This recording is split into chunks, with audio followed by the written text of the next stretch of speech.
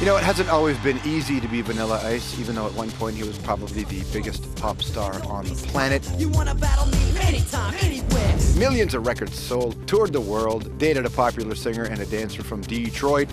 But all along, with all of that, come the haters and the punchlines, you know, oh, you're a one-hit wonder, oh, you're a wannabe, oh, you're trying to be a fake rap Elvis, all that stuff. So when the records stopped selling, Vanilla Ice, a.k.a. Rob Van Winkle, a guy who once got shook down by Suge Knight, well, he turned to drugs, even attempted suicide. But at some point, Vanilla decided he had to own his past, not run from it, right? Laugh at the haircuts, laugh at the hammer pants. He was having fun now in his new show. It's called Vanilla Ice Goes Amish. But how will they watch it? They're Amish, you know, on TVs. Good job, guys. I gotta give it to you, man. That's awesome. And having been through the celebrity ringer himself, Ice has advice for your Mileys and your Biebers. Advice that came to him from an unlikely source. Please welcome back Rob, everybody. It's Vanilla Ice!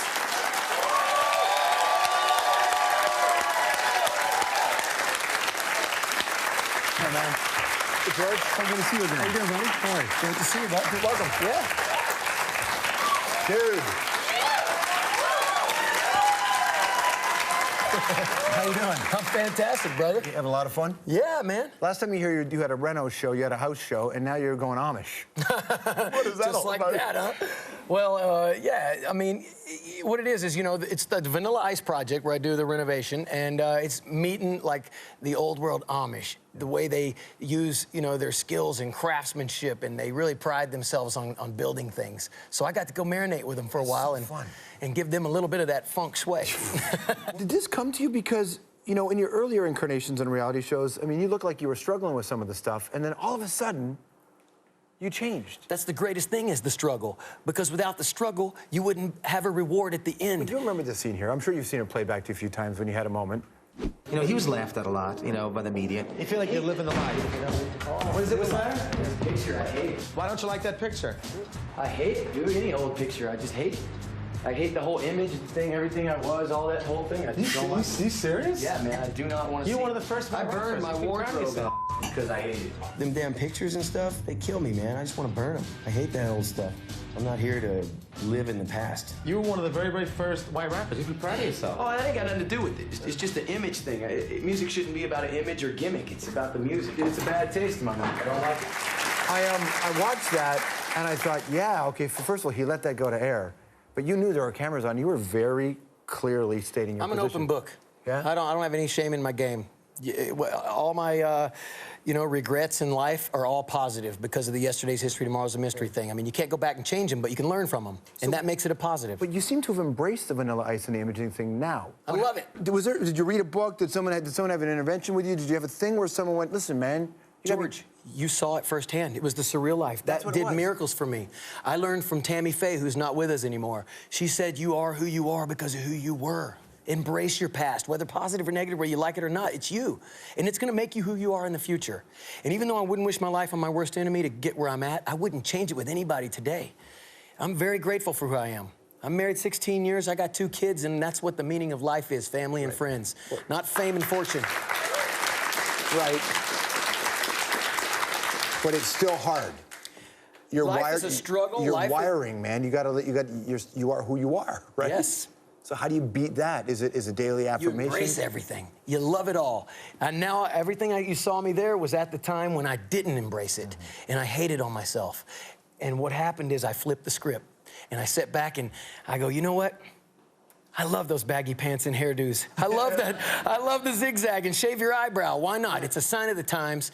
The impact was huge. When I was at that age, when your record first came out, it wasn't my thing, so I didn't connect with it. But then I saw you on Arsenio, and I watched the way Arsenio Hall talked to you. If you haven't seen it, here's a clip. Yeah. Well, I just basically said it because, you know, the people who said I never could make it, that I would never amount to SHI, you know, the rest, and you know, that never, you know, said, you know, white boy can't make it in rap music. You know, kiss my wife, you know, the rest.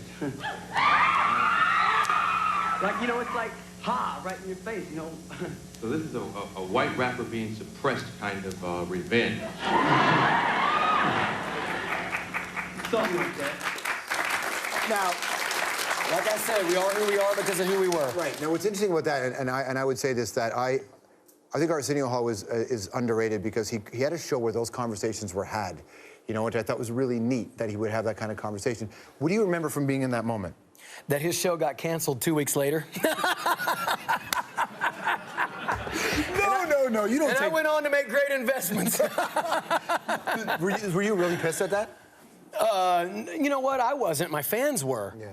You know, I accept all the stuff. I mean, it's all hurdles, and those are what made me. Everything in my life, I've always had adversity to have to face, and that gives me the fuel to drive, to get over that hurdle and say, you know what? If you say I can't do it, well, watch me do it. Right. You know, I'm that guy. I'm that guy that needs that fuel. So anytime you got that, it's just, you know, it's all entertainment anyway, so you got to sit back and enjoy it. I don't take it too serious like I used to. Did you have a makeup moment with him?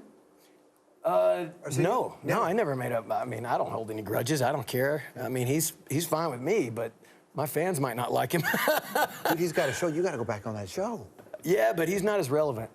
It's a little different now. I also imagine that with Bieber's kind of tough times of late, and even Miley's kind of really, she's in a really complicated place, that you would have a unique perspective. You weren't a child when you broke big, but you were young when you wrote Ice Goes Amish. I wrote Ice Baby when I was 16 years old. Right. You're a kid, relatively speaking. You look at them and think, everybody's different, but you know where they can go? Do you have an idea of what they need to do? 100%. I see tons of similarities. And, you know, it's amazing because it's unfortunate for them that it's more entertaining to watch them self-destruct than it is to care about their new single. Right. And, you know, we think of Britney Spears when she shaved her head, and, you know, of course, that was heartbreaking when she did that. And she does the drugs, she loses her kids, Kevin Federline, all this mess, but she came out on top. And, you know, I had a weekend that lasted a few years. And it's like a snow globe. It gets shaken up, and it has to settle before you figure out what your purpose in life is. And then you have to transition from being a kid to an adult. And that's hard enough as it is, but throw money and fame in there, and then all your artificial friends you have around you telling you everything you want to hear, and then seeing your fans every day, you become a puppet. Right. So you really don't know what reality is yet.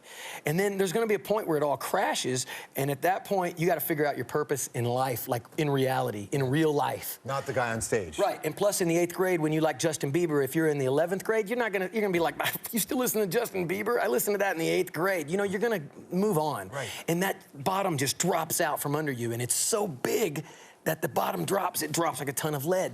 When you say, and I understand the weekend lasting 2 years thing, I've had those in my life, but what did it feel like to you when you were in that haze? The worst feeling ever. I had over $100 million and tried to commit suicide. I didn't even want to live, George. I just didn't even know what life was. And I tried to escape using stupid drugs with all these fake friends I had around me, and let me tell you, it's much better in real reality and to find a purpose in life, and it's not fame and it's not fortune. You're not born with that, you're not gonna die with it. It's about family and friends, and that's the real. More with Vanilla Ice after this. Hey. That's great, man. So good. Oh, fuck, you're so good at this. All right, as our conversation with Vanilla continues, I want to go back to a more innocent time for him. Costumes. Role-playing with Madonna, all right? Yeah, seriously, we'll get into that next.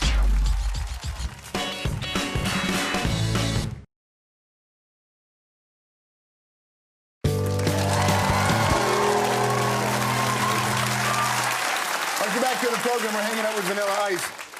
All right, answer Paul G. Are you ready? Are you worried about you and your Amish brothers and or sisters running into a rival Mennonite sect with a bad attitude and a wagon full of hay forks? It could get very witness. Crazy things can happen, George. Really? I've seen worse. Yeah? Yeah. But in the Amish community, have you seen a brawl? I haven't seen a brawl. They're very peaceful people. Mm-hmm. And they do get to, you know, check out everything that's going on. They weren't too happy about LeBron leaving Ohio. They sure but weren't. I was, because he came to Miami. Wait a second. Championship, baby. Wait a second. The Amish were pissed about LeBron. They don't have TV. How do they even know who LeBron is? That's what I said to them. And they go, we read the newspaper. But to be truthful, let me tell you the truth. I went to take a leak around the outside. Sorry. The barn. We're in the country, folks. Yeah. Okay, so I went to take a leak around the backside of the barn, and I saw the old world Amish guy smoking a cigarette on his iPhone. He was Googling LeBron James. That's unbelievable. Oh, man. What is your best memory from your time with Madonna? Wait, just don't throw that out there like that. What's your best memory from your time? You're friends with Madonna? We had great times. I mean, you know, you take away the fame and everything, and you got two people who just basically had a normal relationship, and I wish I could tell you more about it and throw some fireworks in there or something, but it was kind of cool. Like, we would go to the movies, we would have we had disguises. I had a mustache and a hat with hair coming down, and she would go as an old lady. And we could just walk in, and the bodyguards would be like 20 feet behind, you know, so just kind of looking like, you know, we're nobody, and just walk in and go in there and see our movie and just have a good, normal, we'd do dinner that way, and nobody'd ever recognize us. It was the greatest. Vanilla Ice, everybody. Vanilla Ice Goes Amish, Sundays on DIY Network in Canada. Good to see you, my man. Be well. My pleasure, brother. We'll be right back. I love that.